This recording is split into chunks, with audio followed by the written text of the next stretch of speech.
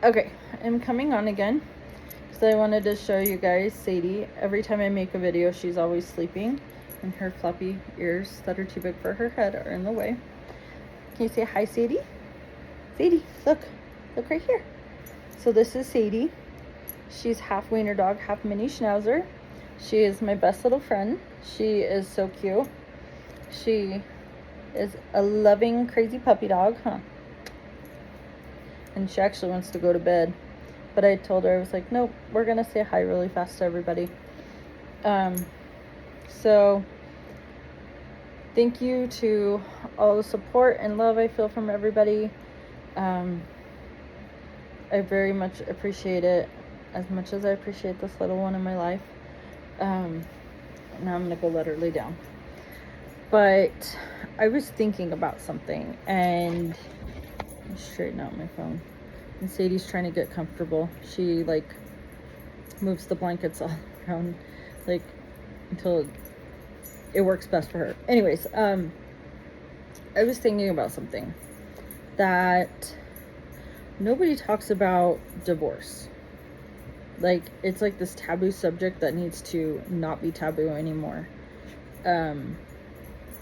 I know a lot of people in my life who are people I went to church with, people I went to high school with, people I've met along the way in life, and they're all going through it or have been through it. And I just want to know, like, why is it a taboo subject? It doesn't need to be taboo anymore, because we all need a community of each other. And like, especially me right now, I need a community, and I don't feel like there is one, even though I know there is one out here. So we need to create some type of community that we can all come together as divorced individuals, share our stories, because and I know people don't want to put stuff out there on social media, and I get that and I respect that, but then at the same time, I'm like, those who are going through it, or those of us who are like new into this, like, we don't have anywhere to really turn to,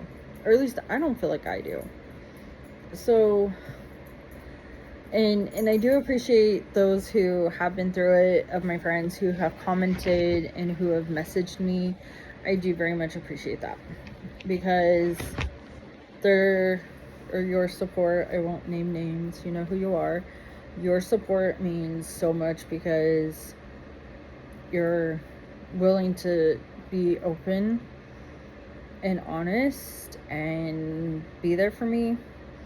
I especially have like one cousin who I deeply appreciate her, deeply love her. She's the best. I'm so grateful she and I are cousins. So grateful our moms are sisters. And so, Lisa, I love you a lot. Like, you're amazing. I'm so glad we've gotten to know each other better over the years, and that we've grown closer, and I just love and appreciate you. So, but yeah, that's been on my mind tonight. Divorce is like a taboo subject, and it needs to quit being taboo, because I need a group, and I need people, and it's hard facing this, especially like I'm not ready to socialize like in groups yet, and that's my choosing, but that's also how I'm dealing with this right now.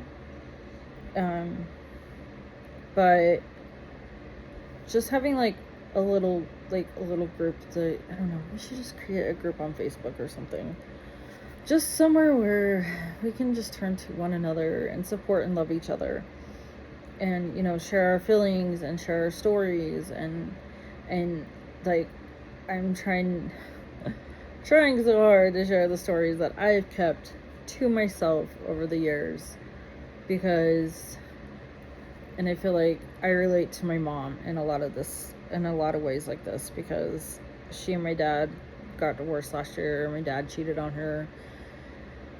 They were together 58 years, but he cheated on her basically the whole marriage, though. But my mom, you know, I didn't know half the crap that she told me last year. I didn't know half of, or 3/4 of it. Like, she was bearing that burden alone, and And yes, my mom has known what's gone on over the years with David. She knows. I've told her everything. But I've had to bear that burden alone because I didn't want things getting out there, and I didn't want to, I guess, cause issues or grief, or I don't know how to say it. I didn't want to continue being the cause of a problem that I've been blamed so much for through his narcissistic tendencies, that it was always my fault. So I was bearing that burden alone of all the crap that he's done. You know, he went to jail for a sex crime, and he is on the sex offender registry up here in Utah. And you know, like, if you haven't borne that burden of keeping those secrets for so long, and yes, David's issues were out in the news and everything like that, but, and I know, like, a lot of people don't read it or read some of the news, and it's out there for public knowledge. Google his name, David Sago, you'll find it.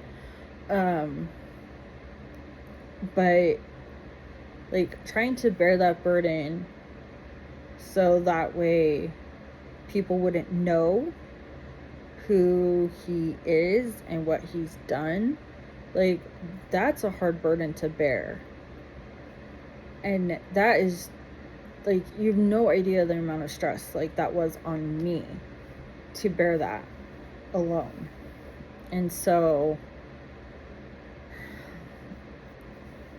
I'm just saying, a group of people would be great, so we can tell stories and, you know, lean on each other for comfort and for strength. And so, because bearing that burden alone, it's hard, it's heavy. I know how it feels, and I understand if that's what you've been doing. I get it.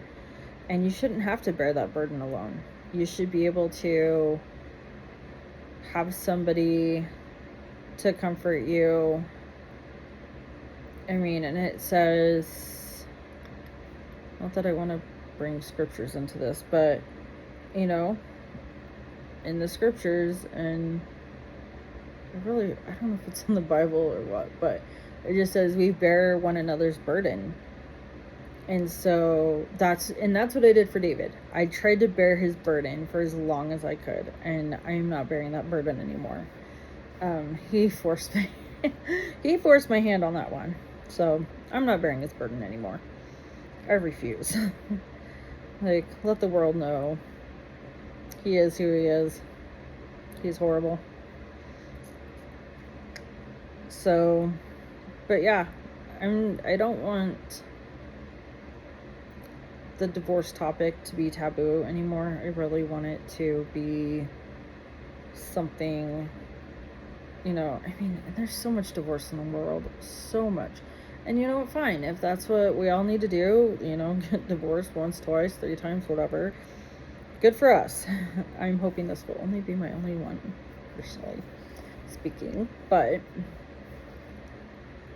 it just, I hate that it's a taboo subject. I do. I hate that so badly because I'm new into this situation. I hate the situation. I despise the situation. Like, I don't want to get divorced, but at the same time, it's like, well, this is a blessing in disguise, and it's actually the right thing to do. And so, as much as I don't want it, it's happening, and I do need it because I don't have to deal with abuse anymore. I don't have to deal with, like, being put down, being talked down to, being verbally abused, emotionally, mentally, sexually abused. I don't have to deal with any of that anymore, and I'm thankful for that. But I think a lot of a healing journey for anyone who's going through this, it would just be great to have people to lean on. So let us make divorce a non-taboo subject anymore, because we all could use another person. Even though I know we all want to put it behind us, and I would love to one day get this behind me, but it is like I said, it is fresh. I mean, we're talking like 5 weeks, maybe 6 tomorrow, I think. Yeah, 6 weeks tomorrow. So again, I'm like a month and a half in, like barely a month and a half. So yeah, if anyone wants to talk, I'm here. I would love new friends or more friends or people to talk to about this, because it just not fun. So anyways, have a good night, everyone.